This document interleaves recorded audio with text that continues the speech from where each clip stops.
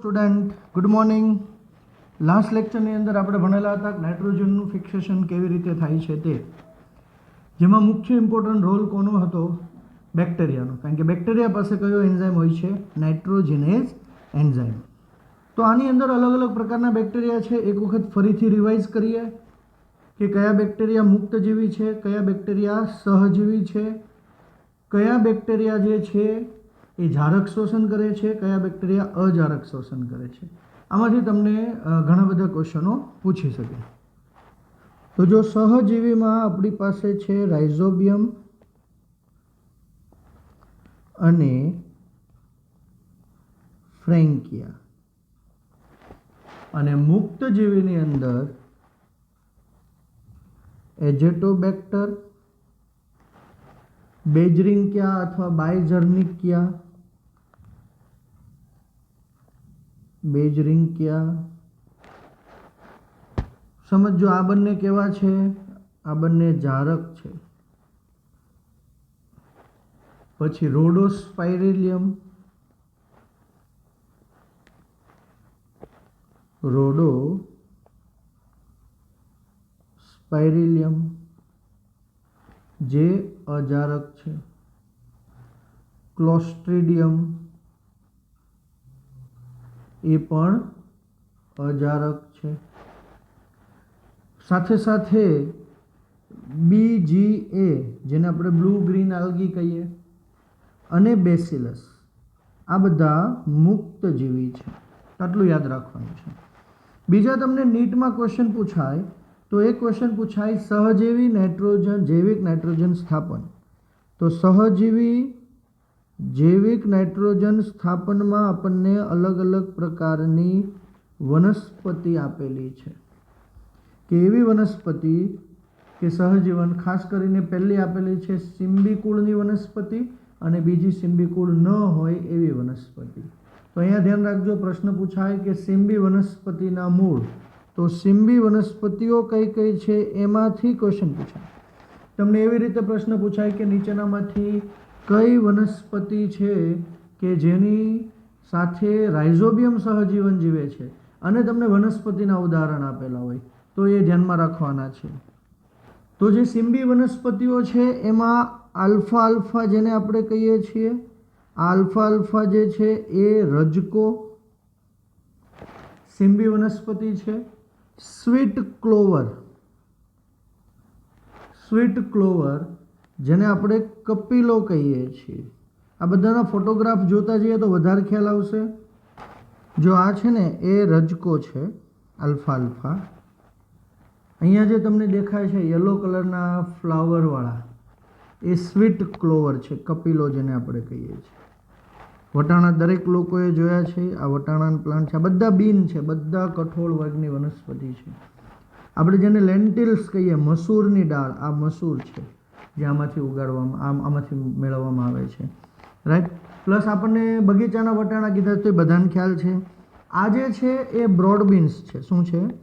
Broad beans, જેને બાફળા કહેવામાં આવે. અલગ પ્રકારના વાલ જ છે, પણ વાલ જેવું. ફાબા બીન્સ જેને કહીએ એ આ પ્રકારના ફાબા બીન્સ છે જે જેનેટિક્સમાં તમે ભણવાના છો, રાઈટ. અને આ ક્લોવર બીન્સ છે. ક્લોવર બીન જેને આપણે ગંગેટી કહીએ છીએ. તો ઘણી બધી વસ્તુ એવી છે જે આપણે ખાવામાં ઉપયોગ લઈએ છીએ રૂટીનલી, અમુક લેતા નથી ને. એક એક્ઝામ્પલ વાલ આપેલું છે. આ બધા પાસે વાલ બધાને ખ્યાલ છે, જેને આપણે કિડની બીન કહીએ છીએ. તો આ બધા જે છે એ બધા સાથે રાઇઝોબિયમ શું કરતા હોય છે? સહજીવન જીવે છે. તો આ યાદ રાખવાનું છે. બીજું, લેગ્યુમિનસ સિવાયની વનસ્પતિ પ્રશ્ન પૂછાય, એટલે કે લેગ્યુમિનસ સિવાયની વનસ્પતિ. તો લેગ્યુમિનસ સિવાયની વનસ્પતિના પ્રશ્ન પૂછાયેલો છે. ખાસ ધ્યાન રાખવાનું છે, એ વનસ્પતિનું નામ છે અલ્નસ અને બેક્ટેરિયાનું નામ છે ફ્રેન્કિયા. પ્રશ્ન આવે તો ખાસ ધ્યાનમાં રાખવાનું છે, રાઈટ. ઓકે, ચાલો. તો આ તો આપણી પાસે સહજીવન કેવી રીતે જીવે છે. હવે આપણે મોસ્ટ ઇમ્પોર્ટન્ટ ટોપિક લેવાનો છે, મૂળ ગંડિકાનું નિર્માણ કઈ રીતે થાય છે તે. અચ્છા, અહીંયા ધ્યાન રાખજો, મૂળ ગંડિકાના નિર્માણમાં ઘણા એક્સ્ટ્રા પોઈન્ટ આપણે ધ્યાનમાં રાખવાના છે. જો મૂળગંડિકાનું નિર્માણ છે એ એક શૃંખલામય પ્રક્રિયા છે, એક સ્ટેપ બાય સ્ટેપ પ્રોસેસ છે. કેવી રીતે થાય છે એને આપણે સમજીએ કે આ પ્રોસેસ મૂળની અંદર રહેલા મૂળ રોમમાં થતી હોય છે. સમજો કે લાઈક ફોર એક્ઝામ્પલ બે મૂળગંડિકાનું નિર્માણ છે રાઇઝોબિયમ બેક્ટેરિયા અને યજમાન જે વનસ્પતિ છે એના મૂળ વચ્ચે થાય. તો માનો કે આ એક મૂળ રોમ છે. શું છે? મૂળ રોમ છે. આ મૂળ રોમની અંદર શું ફેરફાર થશે? તો સૌપ્રથમ તો આ મૂળ રોમની ફરતે બેક્ટેરિયા આવશે. ઓકે, આ વ્હાઇટ કલરમાં છે એ બધા બેક્ટેરિયા છે માની લો, અને આ મૂળ રોમ છે યલો કલરમાં છે. તો આ બેક્ટેરિયા રાઇઝોબિયમ બેક્ટેરિયા અને મૂળ રોમ એકબીજાની નજીક ગાઢ સંપર્કમાં રહીને જીવન જીવતા હોય છે, જેને રાઇઝોસ્ફિયર કહેવાશે. એટલે પહેલું સ્ટેપ શેનું નિર્માણ થશે? રાઇઝોસ્ફિયરનું નિર્માણ થશે. જો અહીંયા તમને મેં બે થિયરી મિક્સ કરેલી છે, આમાંથી કોઈ પણ ક્વેશ્ચન પૂછાય. આ થિયરી છે જે તમને આપણા ટેલિગ્રામ ગ્રુપની અંદર ટેલિગ્રામ અને વોટ્સઅપ ગ્રુપની અંદર તમને મોકલવામાં આવશે, અને પ્લસ આપણી એપ્લિકેશન ઉપરથી પણ આ થિયરી તમે ડાઉનલોડ કરી શકશો. તો આ રાઇઝોસ્ફિયર મેઇન વસ્તુ છે. રાઇઝોસ્ફિયર બન્યા પછી શું થશે? તો સૌપ્રથમ રાઇઝોબિયમ બેક્ટેરિયા મલ્ટીપ્લાય થઈ અને એની કોલોની રચશે. એટલે કે અહીંયા રાઇઝોબિયમ બેક્ટેરિયાની ઘણી બધી કોલોની બનશે, અને પછી આ રાઇઝોબિયમ બેક્ટેરિયા મૂળ રોમના કોષોની અંદર દાખલ થશે.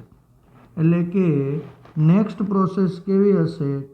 તો કે આ મૂળ રોમ છે, આ મૂળ રોમની અંદર બેક્ટેરિયા એના અધિસ્તરમાં પાચન કરીને અંદર દાખલ થાય છે. હવે આ અંદર દાખલ થશે. અહીંયા સુધી ધ્યાન રાખો ખાલી. પહેલું પોઈન્ટ રાઇઝોસ્ફિયર બનાવ્યું, પછી કોલોની બનાવી, વસાહત બનાવી. હવે આ બેક્ટેરિયા અંદર દાખલ થાય છે, અને બેક્ટેરિયા જે અંદર દાખલ થાય છે એ અહીંયા સુધીની પ્રોસેસ હતી. અહીંયા માનો કે અહીંથી મૂળના કોષો શરૂ થતા હશે. એટલે પ્રોસેસ આખી સમજો. કંઈ આવી રીતે હતી આપણી પાસે. સૌથી બહાર મૂલાધિસ્તર આવે, અને મૂલાધિસ્તરની ઉપર મૂળ રોમ હોય, અને અહીંયા બાહ્યક હોય. પણ આપણે આનું ઉલટું કરેલું છે, એટલે આ મૂળ રોમને અહીંયા દર્શાવેલું છે. એટલે મૂળ રોમ પછીનો જે ભાગ આવશે એ મૂલાધિસ્તર હશે, કે ભાઈ આ મૂલાધિસ્તર હશે, રાઈટ. અને પછીનો ભાગ હશે એ બાહ્યક હશે. તો સમજો અહીંયા શું થશે? એક આખો તંતુમય રચના બનશે. આ બેક્ટેરિયાની જે તંતુમય રચના છે ને, એને ગુજરાતીમાં કીધું છે સંક્રમિત તાંતણા જેવી રચના, જેને આપણે ઇન્ફેક્શન થ્રેડ કહી શકીએ. શું કહી શકીએ? Infection thread. તો અહીંયા ઇન્ફેક્શન થ્રેડ રચાય છે, જે ઇન્ફેક્શન થ્રેડ મૂળના બાહ્યક સુધી બેક્ટેરિયાને લઈ જશે. એટલે કે અહીંથી એ ક્યાં સુધી લઈ જશે? તો કે મૂળના બાહ્યકના કોષો સુધી બેક્ટેરિયાને લઈ જશે. ઓકે, બેક્ટેરિયા મૂળના બાહ્યક સુધી ગયા. હવે અહીંયા ધ્યાન રાખજો, એક ઘટના બને છે કે જેવા બેક્ટેરિયા મૂળ રોમની અંદર દાખલ થાય એટલે આ મૂળ રોમની અંદર વળાંક સર્જાય છે, અને મૂળ રોમમાં જે વળાંક સર્જાય છે એને આપણે કર્લિંગ પ્રોસેસ કહેશું. એટલે કે આ જે વળાંક છે એ વળાંકને ગુજરાતીમાં આપણે અંકુશ કહેશું, અને આને આપણે કર્લ કહેશું. શું કહેશું? કર્લ. એટલે કે ક્યારે કર્લ થશે? જ્યારે બેક્ટેરિયા મૂળ રોમમાં દાખલ થાય ત્યારે. અને દાખલ થયા પછી આ બેક્ટેરિયા એક તંતુ બનાવશે, જેને આપણે કહેતા ઇન્ફેક્શન થ્રેડ. અને ઇન્ફેક્શન થ્રેડ ક્યાં સુધી ફેલાશે? તો કે ઇન્ફેક્શન થ્રેડ ફેલાશે મૂળ રોમના બાહ્યકના કોષો સુધી. ઓકે, હવે ઇમ્પોર્ટન્ટ પોઈન્ટ. માનો કે આ બાહ્યકના કોષો સુધી પહોંચી ગયા. હવે ત્યાં એ તંતુમાંથી બેક્ટેરિયા મુક્ત થશે. એટલે તંતુમાંથી બેક્ટેરિયા અલગ અલગ બાહ્યકના કોષોમાં મુક્ત થાય અને વિભેદન પામશે. શેમાં વિભેદન પામશે? નાઇટ્રોજન સ્થાપન કરતા વિશિષ્ટ કોષમાં તે વિભેદિત થાય, અને અહીંયા બેક્ટેરિયા કદમાં વધશે, બહુગુણન થશે બેક્ટેરિયાનું, અને ફૂલેલી કે સૂજી ગયેલી રચના જોવા મળે, અને એ રચનાને આપણે કહેશું મૂળગંડિકા. એટલે કે હવે આ જગ્યાએ બેક્ટેરિયા મલ્ટીપ્લાય થાય અને ત્યાં આપણને ફૂલેલી જે રચના જોવા મળે એને મૂળગંડિકા કહેવાય.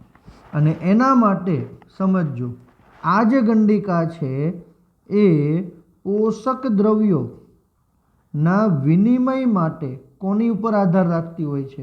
તો કે વિનિમય માટે તે યજમાન સાથે સીધું વાહી સ્થાને સમજો જોડાય છે. એટલે કે વાહક પેશીઓ સાથે સીધું જોડાણ સર્જે છે. રાઈટ. આટલું હતું કે ભાઈ મૂળગંડિકાનું નિર્માણ કેવી રીતે થાય છે તે. હવે જો આપણી આકૃતિ પરથી પ્રશ્ન પૂછે તો કયા કયા પ્રશ્નો પૂછે? કે આકૃતિ પરથી પહેલો પ્રશ્ન, અહીંયા જે બને છે એને રાઇઝોસ્ફિયર કહેશું. શું કહેશું? રાઇઝોસ્ફિયર કહેવાશે. સેકન્ડ, જેવા બેક્ટેરિયા અંદર પ્રવેશે છે એટલે અંકુશ થશે. અંદર પ્રવેશ્યા પછી એ આખો ચેપગ્રસ્ત તંતુ બનાવશે, ઇન્ફેક્શન થ્રેડ બનાવે, અને ઇન્ફેક્શન થ્રેડ બાહ્યકના કોષો સુધી ફેલાય. પણ અહીંયા પ્રશ્ન પૂછાય કે અંતઃબાહ્યક કોને કહેવાય? સમજો, રાઇઝોબિયમ જીવાણુ મૂળરોમના સંપર્કમાં આવી વિભાજિત થાય, સંક્રમણ પછી મૂળરોમનું વલન પ્રેરે એટલે કે અંકુશ થાય, સંક્રમણ પામેલ રચના જીવાણુના બાહ્યકની અંદર તરફ લઈ જાય. આ જે થ્રેડ દંડ જેવા જીવાણુ, દંડ આકારના જીવાણુ છે એ અંતઃબાહ્યક. અને અહીંયા પ્રશ્ન પૂછાય કે અંતઃબાહ્યકમાં કોનો સમાવેશ થાય? તો કે અંતઃબાહ્યકમાં અંતસ્તર અને પરિચક્રનો સમાવેશ થાય. પ્રશ્ન પૂછાય, અંતઃબાહ્યકમાં સમાવેશ થશે અંતસ્તર અને પરિચક્ર, અને ત્યાં મલ્ટીપ્લાય થઈ અને ગંડિકાનું નિર્માણ સર્જન, આ રીતે પુખ્ત ગંડિકાઓ જોવા મળે. ઓકે, અહીંયા સુધીની વાત હતી મૂળ ગંડિકાનું નિર્માણ કેવી રીતે થાય. હવે ઇમ્પોર્ટન્ટ પોઈન્ટ્સ કે આ જે મૂળ ગંડિકા છે એ મૂળ ગંડિકા છે એ મૂળ ગંડિકા, હવે અહીંયા સમજો, બેક્ટેરિયા પાસે કયો ઉત્સેચક હતો? નાઇટ્રોજિનેઝ ઉત્સેચક. પણ આ નાઇટ્રોજિનેઝ ઉત્સેચક તો ઓક્સિજન પ્રત્યે કેવો હતો? સંવેદનશીલ. અચ્છા, ઓક્સિજન પ્રત્યે સંવેદનશીલ હતો એટલે શું થશે? તો કે ઓક્સિજન પ્રત્યે, ઓક્સિજનની હાજરીમાં એ કામ નહીં કરી શકે એટલે એને દૂર લઈ જવું પડે. અને એને દૂર લઈ જવા માટે મૂળ ગંડિકામાં પ્રાણી રુધિરમાં હોય એવું જ હિમોગ્લોબિન, એના જેવું જ હિમોગ્લોબિન, પણ અહીંયા નામ આપણે આપીશું લેગ હિમોગ્લોબિન. પ્રશ્ન પૂછાય, લેગ હિમોગ્લોબિન કોણ બનાવે છે? તો લેગ હિમોગ્લોબિન બનાવે છે મૂળ ગંડિકા. જ્યારે નાઇટ્રોજિનેઝ કોણ બનાવે છે? તો કે બેક્ટેરિયા. કોણ? તો કે બેક્ટેરિયા પાસે NIF જનીન હશે. NIF જનીનને આપણે કહીશું નાઇટ્રોજન ફિક્સેશન જનીન.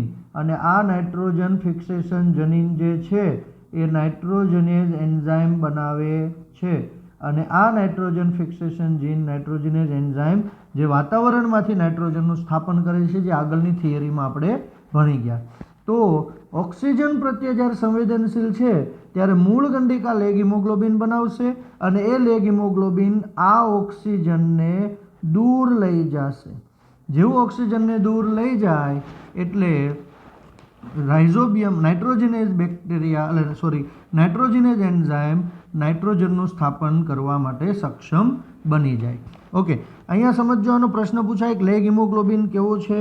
તો કે ગુલાબી અથવા તો લાલ કલરનું રંજક દ્રવ્ય ધરાવે છે. ગુલાબી અથવા તો લાલ રંજક દ્રવ્ય. અને એટલા માટે જ આપણે જ્યારે મગફળીના છોડને ઉપાડીએ છીએ ત્યારે એના મૂળની અંદર નાની નાની ગાંઠો હોય, આછા ગુલાબી રંગની હોય છે, અને એ બીજું કંઈ નથી, એ મૂળ ગંડિકા છે અને એની અંદર રહેલું લેગ હિમોગ્લોબિન છે. ઓકે, હવે બીજો પોઈન્ટ, તો કે આપણને કીધું છે કે આ જૈવિક સ્થાપનની જે આખી પ્રોસેસ છે એની અંદર શક્તિ, હાઈ એનર્જીની જરૂર પડે છે. હવે હાઈ એનર્જીની જરૂર શું કામ પડે? તો કે આપણે જોયું 16 એટીપી જોઈએ વાતાવરણમાંના નાઇટ્રોજનનું સ્થાપન કરવા માટે. અને આમ નાઇટ્રોજિનેજ ઉત્સેચક શું કરે છે? તો કે નાઇટ્રોજિનેજ ઉત્સેચક વાતાવરણમાંના નાઇટ્રોજનનું એમોનિયામાં રૂપાંતર કરે છે.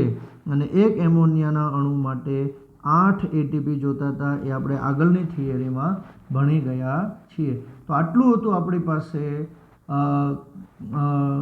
મૂળ ગંડિકાનું નિર્માણ. હવે આમાંથી જો સમરી લઈએ તો કયા કયા ક્વેશ્ચન પૂછાય? તો અહીંયાથી તમને એક ક્વેશ્ચન પૂછી શકે, રાઇઝોસ્ફિયર કોને કહેવાય? બીજો ક્વેશ્ચન પૂછી શકે, કર્લિંગ પ્રોસેસ ક્યારે થાય અથવા તો વળાંક ક્યારે આવે? ત્રીજો ક્વેશ્ચન, ચેપગ્રસ્ત તંતુ ક્યારે બને? ચોથો ક્વેશ્ચન તમને પૂછી શકે, અંતઃબાહ્યક કોને કહેવાય? તો અંતઃબાહ્યકમાં કોનો સમાવેશ થાય? પાંચમો ક્વેશ્ચન પૂછી શકે કે ભાઈ નાઇટ્રોજિનેજ એન્ઝાઇમ કોણ ઉત્પન્ન કરે છે, એના માટે જવાબદાર કોણ? તો કે NIF જનીન જવાબદાર છે. ઉત્પન્ન કોણ કરે છે? તો કે બેક્ટેરિયા, રાઇઝોબિયમ બેક્ટેરિયા ઉત્પન્ન કરે છે. રાઈટ. એ સિવાયના નાઇટ્રોજન સ્થાપક બેક્ટેરિયા કરે છે. અચ્છા, નાઇટ્રોજિનેજ એન્ઝાઇમ કોના પ્રત્યે સંવેદનશીલ છે? તો કે નાઇટ્રોજિનેજ એ ઓક્સિજન પ્રત્યે સંવેદનશીલ છે. બીજું, આ ઓક્સિજનને દૂર લઈ જવાનું કામ કોણ કરે છે? ઓક્સિજન સ્કેવેન્જર તરીકે ઓળખાય. તો કે લેગ હિમોગ્લોબિન. તો લેગ હિમોગ્લોબિનને શોર્ટમાં આપણે શું કહીએ છીએ? LB તરીકે ઓળખીએ છીએ. રાઈટ. આ પ્રકારના ક્વેશ્ચનો તમને પૂછી શકે છે. સાથે એ પણ ધ્યાન રાખવાનું છે કે કન્ફ્યુઝ ન થાય, વાક્ય રચનામાં ફેરફાર ન થાય, એ ધ્યાનમાં રાખવાનું ક્વેશ્ચનો રીડ કરતી વખતે. તો અહીંયા સુધી આપણે રાખીએ છીએ. હવે એમોનિયા બની ગયું છે આપણી પાસે. હવે એ એમોનિયાનો ઉપયોગ કરવાનો છે આપણે એમિનો એસિડના નિર્માણ માટે. અને એમિનો એસિડનું નિર્માણ આપણે ભણીશું નેક્સ્ટ લેક્ચરની અંદર. Thank you so much.